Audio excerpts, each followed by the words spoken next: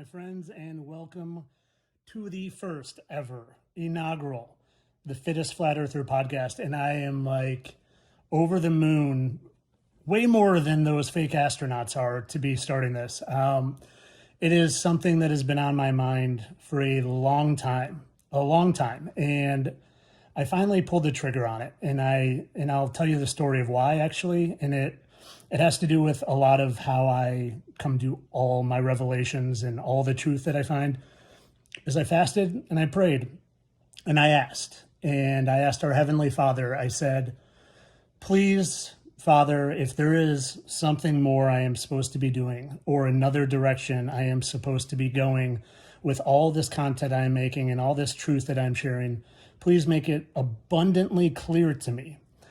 And like I said, I asked that when I had fasted for probably 40 or 50 hours, and not more than a few days later, I was out getting ice cream with my wife and her family. And I was recognized at the ice cream store. And this woman had a nice conversation with me, and she said, you should start a podcast so I can listen to you at work. Didn't think much of it. A couple days later, one of my awesome subscribers, Pete, messaged me and says, dude, you should start a podcast. And, I was like, I've thought about it. I'm not sure. And he's like, well, if you don't, do you care if I do to, share your content? I was like, no, go ahead. Please share it. The more people that see what I'm posting, the better. Again, didn't think much of it. A few days after that, a friend who has been supportive, he was a high school football teammate, a great friend, one of the very few people that I have known in my personal life that have just supported me. He literally reached out and was like, Tyler, if you ever start a podcast, I want in. I will quit my job and help you. And it finally became abundantly clear to me that my prayers were being answered. I was being shown that this was the next step. This is the next evolution in my truth telling. And I'm so excited to do it. And we are going to get into all the juicy fallen angels and flat earth and fake celebrity deaths and all the things. And I'm going to share them all. And I'm going to try to do, a couple episodes a week potentially. But I think for people that are new, for people who have never seen my content, for people who are wondering who the heck is this Fittest Flat Earther guy, I got to tell my story. I need to give my background because there are so many people out there that are putting out quote unquote truth that aren't authentic. They're not trying to share truth. They're Masonic in nature, and there's a lot of gatekeepers. And I want the biggest reason I'm doing this is because I want a place where people can go and find real truth and look at someone being authentic and caring and just having a helping heart and say, that dude can't be lying to me. He is as authentic as they get. He's as real as they get. And I can see in his eyes, I can see and hear in his voice, I can see that he just cares and wants to help people see through the lies. Because when I didn't see through the lies, I thought I was an evolved chimp spinning on a ball in endless space. I was afraid of dying. I had fear in my life. I didn't have any belief in the supernatural. I didn't have any belief in God. I didn't have any belief that I was a spiritual being, but I don't believe any of that stuff anymore. I know it. And the whole goal of what I do is to help people see through the lies so they find their fearlessness, so they can get to the point where I'm at, where I'm not afraid of anything. I'm not afraid of dying because I know this isn't it. This body, it's just a vessel for my spirit to hang out in and have this experience. And when you know that and you don't believe it, it makes you a fearless warrior of our Heavenly Father. And that's all I want is I want people to have a place where they can find truth and find their fearlessness. So this first inaugural episode, and if you don't care about hearing my background story, who I am, where I came from and all that, go to the next one. That's okay. Nothing personal, but I think people who are tuning in for the first time ever, and you've never seen my content on all the social media platforms, I just want to give people a base to just know who I am and what I'm about. So that's where we're going in this episode. I don't know how long it's going to be, but I'm gonna just go with the flow as I always do on lives. I'm doing this on YouTube Live right now, but this will be on Spotify and Apple, as well as YouTube in the live section. So here we go. And, I appreciate anyone who is here in the live, but I'm not going to do a lot of questions. I will get to them. And if there's, time at the end for sure, but save your super chat, those things, because I just want to tell my story to start. So here it goes. I was born in and this is relative. I'm not saying this for any reason other than it becomes very relative as my story progresses, especially after my awakening and all the fallen angel work I do. But I was born in a town called Lake Forest, Illinois, very well-off north suburb of Chicago. And, I wasn't well off. I wasn't a rich kid. A lot of my friends were. My parents were separated when I was pretty young and early, and that has a lot to do with kind of where I'm at. And let me just start off by saying this: they got separated early, and there was an incident that happened when I was very young. We had a burglary at my house. We were out sledding at a hill down the street from us, and our house got robbed. And this was probably when I was 4 or 5 years old. And that very early on started fear in my life. I always wondered, they never caught him. So I always wondered, are these guys going to break into my house again? And then my dad not being around a lot, led to me being an only child with my mom and not having like a father figure to feel like I was protected from these, potential burglars that were going to come back. That on top of very early on in my childhood, I developed what they called croup, but it was I would have breathing attacks in the middle of the night where my throat would swell up like literally to the size of a pinhole. And my mom would rush me to the emergency room. I would literally have my face on the air conditioning vent in the car trying to get oxygen, just like anything I could get. And like, my mom thought every time I was going to die. She wouldn't call 911 because she thought it would take too long. She would like go 100 miles per hour to the ER, and she would see me like turning blue. So this happened, I don't know, half a dozen times in my childhood. So not only did I have a fear of, my house being burglarized and a fear of dying because I almost died several times as a child, but it was just me and my mom for a while. And then I had 2 younger brothers, and it was us. But like it instilled a fear in me that carried for a long time in my life. And it honestly, I think it developed a little bit of obsessive compulsive disorder with me, where like it would be a night where I wouldn't have these breathing attacks. And because of that, I would try to like repeat what I did in that evening or that day, because I was like, okay, I didn't have it, so let's repeat that. And it literally developed a little bit of OCD as a child, but like nothing crazy, just like stupid things where like when I would go to bed and I shared a room with both my brothers, I would make sure to say the same thing to my brothers before I went to bed. I would say, good night, love you, see you in the morning, guys. And I would repeat it like 5 times. And that just turned into like this habit for probably a couple years. And I can remember one night going to the bathroom, and I'm like sitting there and I'm like doing my routine, and I'm like, what? Get a grip, Tyler. And I'm probably only like 10 or 11 years old. I'm like, get a grip. You're going to be fine. Like, and I just like that, I stopped. And like, but that fear in my life continued. And like, I wouldn't say I was like a fearful kid. I was a rough and tumble kid playing and doing all sorts of boy things, played sports and football, but I always had a fear of dying because very early on, even though I was but I was born into a Christian family very early on, because of public indoctrination, that belief in God and in any of that stuff quickly fell by the wayside, because I learned about the Big Bang, and I learned about evolution, and I learned about dinosaurs. And when you're being, at least for me, when I'm being faced with both of those at the same time, and it's like, well, all these scientists have proven the theory of evolution, which I, now don't believe in, and the theory of gravity and the theory of the Big Bang. But as a kid, when you're presented it as truth, for me, I chose the science. Now find out it's pseudoscience, but I chose that. So basically, where I'm going with this is I was a child of fear, and into my adolescence, I became a chubby kid, and probably like self-soothing with food and things like that, and I got bullied a little bit.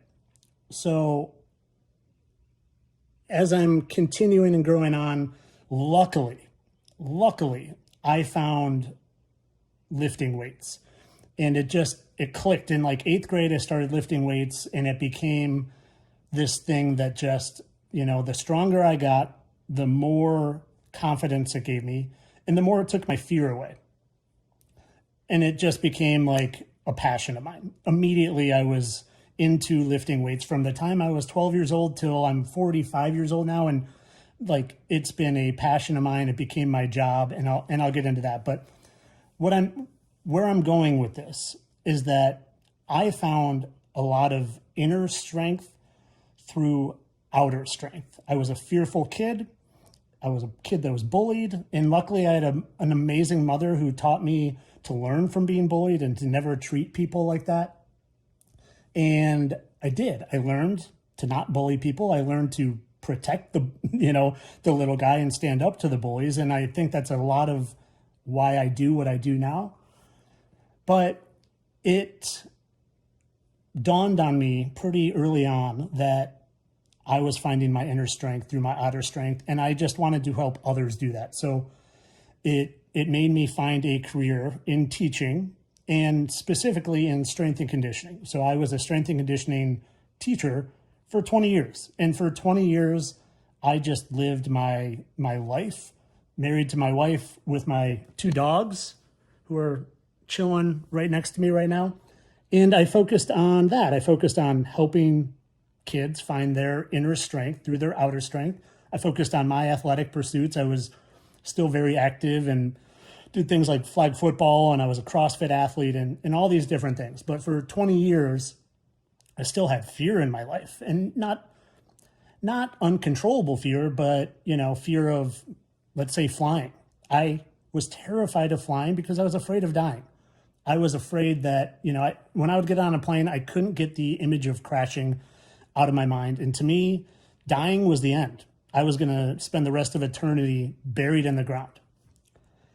And that's just how I lived my life. I would have to drink alcohol to get on planes. And it was, it's no way to live. Being in fear of any kind is no way to live. And really, I would say for those 20 years as a teacher in my adulthood, like snakes and planes were my fears. I wasn't like walking around in fear because I found a lot of inner strength and mental strength through training and coaching and helping people and being physically strong myself, but terrified of flying still. And then, as I'm a teacher and I'm coaching athletes, and I was a shot put and I was a discus throwing coach, and also a Olympic weightlifting and a CrossFit coach. Something that came, and this comes so into the story later, but I'm going to just talk about it now, is something that came very innately to me and I was passionate about was breaking down film and video of my athletes. I would spend hours, especially in these sports of shot put, discus, powerlifting, weightlifting, Olympic weightlifting, CrossFit. These are all very highly technical, skilled movements. So I would spend hours at night trying to help my elite athletes get 1% better. And I would do that by breaking down their video. I would zoom in and I would look to see how can they move their foot slightly different to get a little bit more power, or to get a little bit more rotation in the discus.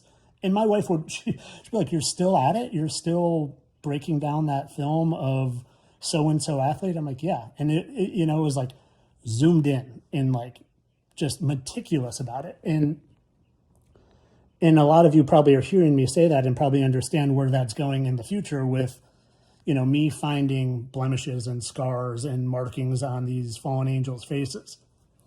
So it happened organically when I started to explore these people, quote unquote, people and their fake deaths. And I'll save that more, but just to give you like the background of that and where that's going. So anyway, like I said, for 20 years, I was a teacher in Grays Lake, Illinois. Grays Lake North High School. I was a strength and conditioning teacher and a coach. And as a dog dad, I don't have any kids. As a dog dad, my dog was ending or getting towards the end of his life. And as someone who didn't believe in the afterlife and someone that didn't believe in God and the spiritual realm, I started seeking answers. I started wondering, okay, like this dog is my child. This is my everything. And I started, really trying to just figure out where I was, what was going on. And it wasn't too long. It didn't take me very long of seeking. I was watching near-death experiences and like really getting into the alien phenomenon and like really trying to think, okay, there's all these other planets, all these other galaxies, there have to be aliens. So I set out to prove that aliens were real, and I kept seeing these near-death experiences, and I set out to prove that the near-death experiences were fake. And it didn't take very long, not at all, to realize that the complete opposite of what I thought was true, that the near-death experiences were very real, and the aliens were not. The aliens aren't real at all. There's no such thing as aliens. And if you're someone listening to this and you still think there are, well, we'll get there. But there's no aliens, because there's a firmament and, there's a lot of fallen angels and demons, but there's no aliens. So moving forward in this story, as I'm seeking answers, I can only explain to you that I truly think that God, our Heavenly Father, tapped me on the shoulder and showed me something that I can't explain through any other way than kind of divine timing, divine mission. I think our Father was literally like, Tyler, it's time to wake up. I've got work for you to do. And I'm not saying this with arrogance. Like, I think we're all special. I don't think I'm more special than anyone, but I do think I'm on a mission here. And I think that mission is exposing these fallen angels. I think the mission is helping wake people up. And I can only explain what he showed me through him tapping me on the shoulder and showing me. And I'm going to explain it, but it doesn't do it justice to hear it from me. You need to see the videos I've done on it. And what he showed me was that stars were not what I had been told my entire life. And I'm 42 years old. And my favorite class in college was astronomy. I was the guy telling people stupid facts about the heliocentric model. My favorite thing to tell people was, do you know how many Earths can fit inside the sun? Because I learned this in astronomy class, and it blew my mind at the time. And no one ever knows. And we're told that 1 million Earths can fit inside the sun. That's how big the sun is. And I would tell people that all the time. So I was someone that my college had a huge observatory. I had seen the quote unquote planets with my own eyes. And even then, 25 years ago, I remember seeing Saturn and being like, that's something you can walk on? Like, it looked fake to me. It looked fake. And I'm not saying it's fake. I'm just saying it's not a planet you can send a rover to and walk on. But anyway, I was shown that stars were not at all what I told for my first 42 years of life. Shown without doubt. And the way he showed me, I just can't explain it. And I'm going to try. I'm going to try to explain it. But like I said, the videos I've done, and you'll know what videos, and I'll put them in the show notes so you can watch it. But as I said, I was a big astronomy fan. I was a big sky watcher, and I had an app, and it's called Starfinder. And I would check out stars at night and different things. I had used this app 100 times. And one night I'm using this app, and I'm looking at different stars, and this one star started to follow me. Now, not in the sky. I'm not saying the star was moving in the sky, but in my app, this star, I would scroll to the right, and the star would like follow me all the way over there. And I'd scroll to the left, and the star in the app would follow me. I'd never, like I said, I had used this app 100 times. This had never once happened. So I'm like, what is going on? And then when I would hover over the star, it would pulse. And again, on the app, not in the sky, but it would pulse and grow and like looked like it was circling. Like, what is going on with this?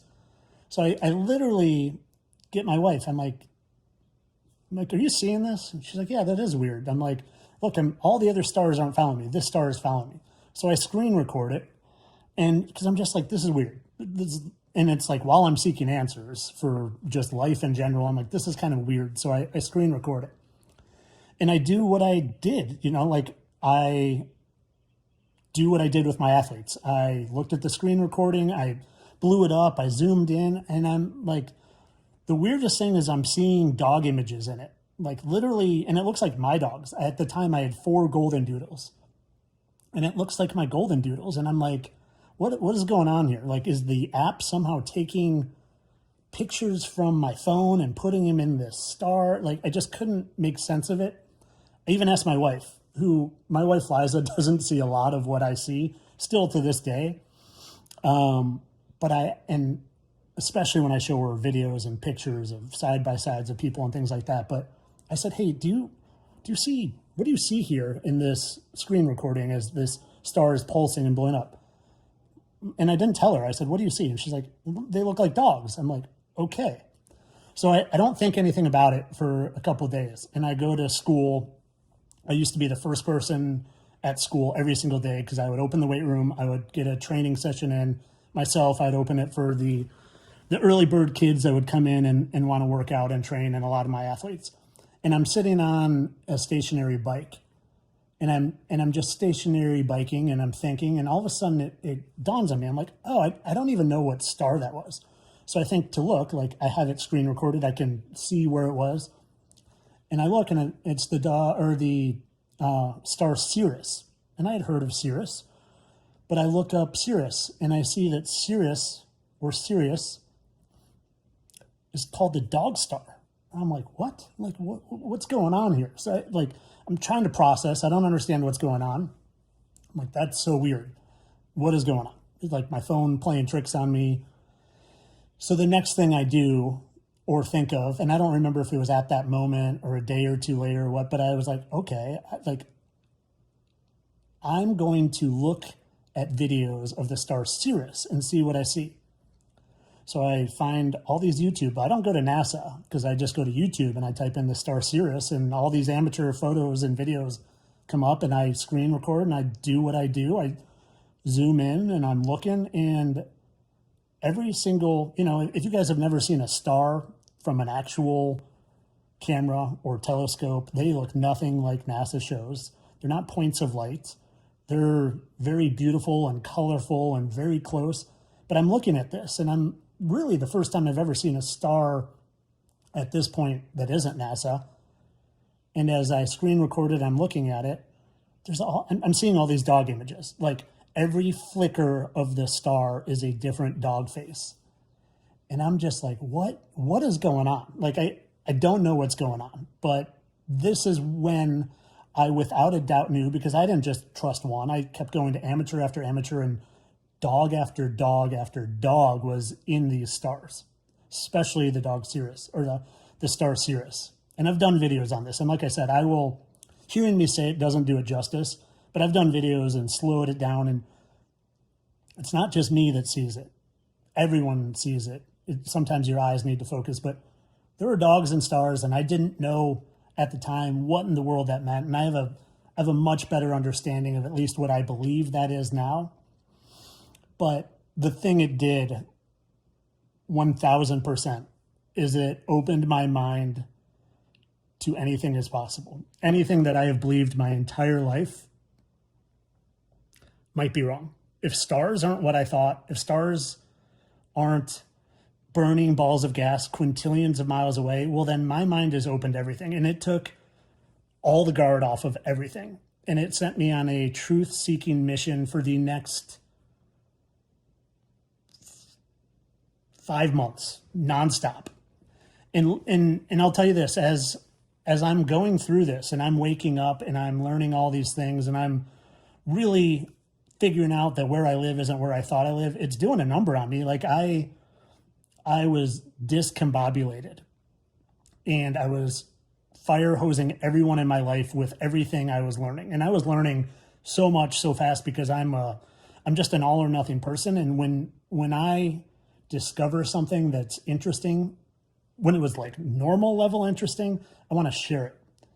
And when it's the most interesting thing I've ever learned in my life, and I think it's like everyone I've ever known has been lied to about things, like I'm a caring, kind person. I just want to share it. So I fire hosed everyone I could, and it didn't go well. You know, I was a bull in the china shop breaking all the dishes, and it wasn't, it was a great learning experience. And I learned the hard way that that's not how you do it when you wake up. But luckily, this was towards the end of the school year. So I spent my summer vacation trying to get my bearings back again. And I I was just down deep in the rabbit hole day after day, hour after hour, trying to get my bearings back. And it came time to go back to school to teach. And I told my wife, I was like, Liza, I don't think I can, like, I was still fire hosing people at this point. It's August. It's literally the day before school starts. And I'm like, I don't think I can go back to school or I might get fired, because I just wasn't at a point where I was like not trying to share it with people. And as a teacher trying to go to a high school and tell people that the earth is flat and, you know, there's fallen angels here and all these different things, it's not going to go well. So I ended up taking the entire first semester off. I got a medical leave. Luckily, I had a doctor that like wrote me a note, and luckily I also had taken very few sick days the first 20 years of school. So I took the entire first semester off with pay, and I spent those 4 months just getting my sense of normalcy back, figuring out where I was, who I was, like all the rabbit holes, kind of trying to use the best discernment I had at the time to figure out what was nonsense, what was true. And I think when people wake up, they spend 2, 3, 4, 5, 10 years trying to get the amount of knowledge that I think I accumulated in 4 or 5 months. And even as I'm doing it, I'm still trying to share with people I care about, but it's not working well. People are distancing themselves from me. I literally was putting people into fight or flight mode where they were like literally just arguing with me and getting really mad and angry, or they would stop talking to me. It unfortunately distanced myself, or I think my family distanced themselves a little bit from me. My friends stopped talking to me. My wife and I were going through the ringer, like to the point where we were both worried we weren't going to make it. And one day my wife was like, you can't keep fire hosing people, like find an outlet. So I turned to the internet. She told me, like, luckily she had the thought, why don't you go post this on TikTok? And I'm like, okay, no one I know follows me there. I can just post it for the world. And it took off pretty quickly. I think just because I was well-researched, I was talking calmly, I was sincere, and I grew a following on TikTok pretty quickly. And at the time, TikTok was not censored at all. And that's the real reason that they don't want people going, or they didn't want people going to TikTok. It wasn't China stealing your information. There was no censorship on TikTok. You could find all the flat earth videos, and I was being found because a lot of people were looking for them. So I start posting for a while, and I'm going through this turmoil with family and friends and my wife. And eventually I got my bearings back, and I felt good, and I felt like myself, and I felt like I could return to school, and I felt like I could make a difference in school. I was like, man, I'm going to go, like, everything in every school is a lie. It's all indoctrination. And I knew this at this point. And I was like, I'm going to go make a difference. I'm going to go help change things from the inside. And I go back to school, and at this point I had been posting. I'd even started posting on Instagram, and I had a lot of followers. I only had like 1,000 followers on Instagram, but I had a lot of those followers were friends, family, coworkers, even students. And I'm starting to post flat earth stuff, so they know what's going on. So they say, Tyler, if you want to come back, we need to have a meeting. So I meet with the principal, all this administration, and they basically kind of put me, they're like, if a student asks you what you think the shape of the earth is, what will you say? I was like, well, I'm not going to lie. I'm going to tell them I think it's flat. And they're like, you can't do that. You can't say that. I was like, what do you mean I can't say that? They're like, you can't say that. And I'm like, well, I'm not going to lie. I will not lie to a student. And they're like, we can't let you back in the building if you're going to say that. I was like, well, we have a problem then. So basically, half hour of compromising and convincing them that I was right.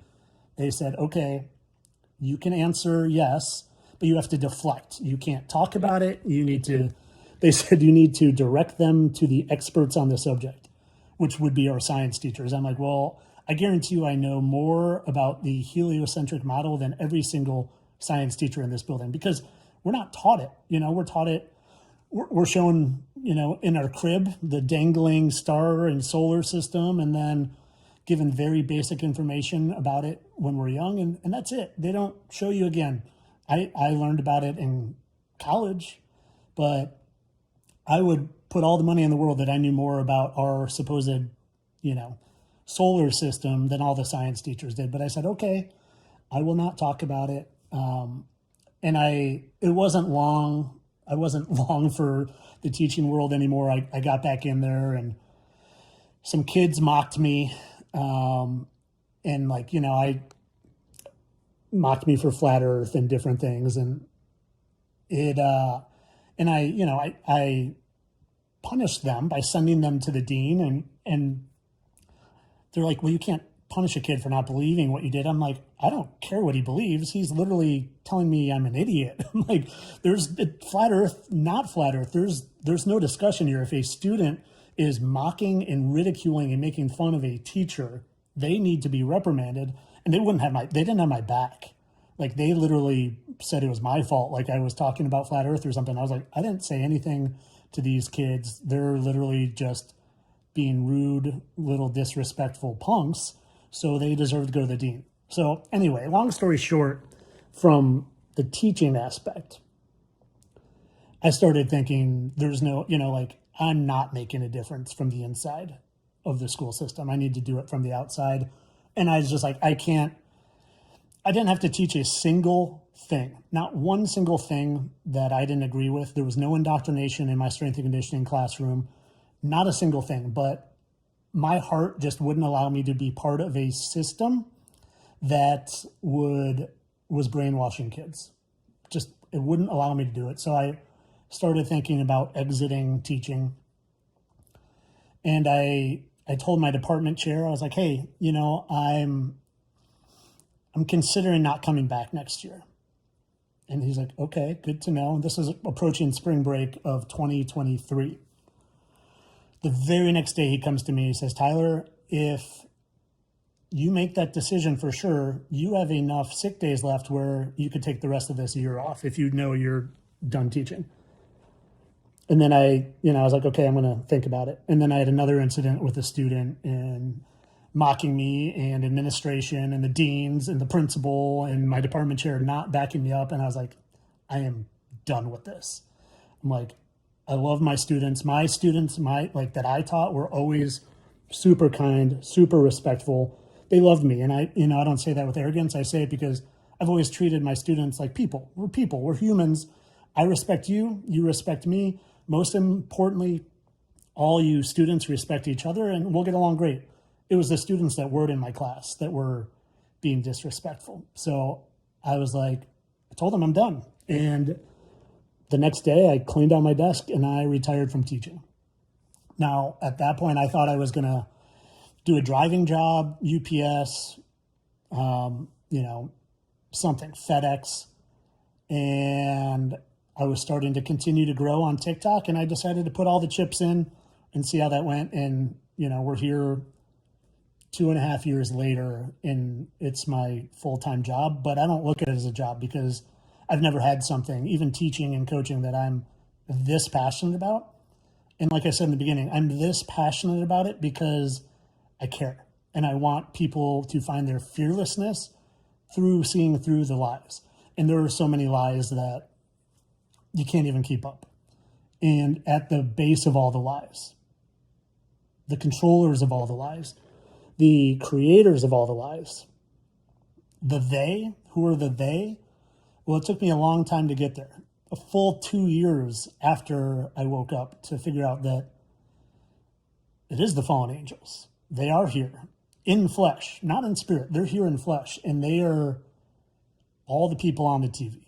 They've been your presidents. They're all the actors. They're all of Hollywood. They're most of the musicians, if not all. They're a lot of the athletes. Most of your NFL winning Super Bowl quarterbacks, they're them. And if you're new here, you're new to what I do, you've never seen any of my videos, well, don't think what I'm saying is crazy, because I'm going to build a case for it, because I'm going to take you through my journey to get there, because it was a slow one. It was a 2-year journey of exposing fake celebrity death after fake celebrity death after fake celebrity death, finding out who these people became before I really came to the truth of what they are and who they are. And it only lines up completely with my entire biblical view of the world, because we do live under a firmament. We are on a stationary flat earth. There is a heaven, and there is a heavenly Father, and that heavenly Father created angels too. And some of them rebelled, and they are here, and they're deceiving us. And I'm here to expose that. And I don't know if I volunteered for it. I don't know if I was picked for it. I don't know if it was because I would have no fear in doing it because I found my fearlessness, but I'm here, my friends, and I'm here to expose them. I'm here to expose the lies. I'm here to help people find their fearlessness by finding our Heavenly Father. And I'm getting goosebumps right now thinking about just how excited I am for this podcast and how excited I am to reach an entirely new group of people that maybe haven't found my videos, maybe haven't seen what I've been doing for the past 2.5 years. And I just invite you guys to be here and listen and follow along. And I want to say this too. I've had so much support and appreciation throughout this time. And I have an amazing Facebook subscription group and a community there that just helps support me and keep me strong so much. I have an amazing community on Instagram that is just always supportive in the chat. I have such amazing members here on YouTube that every time I look at member comments, it's just builds me up. And there's trolls, but they don't touch me. They don't touch me.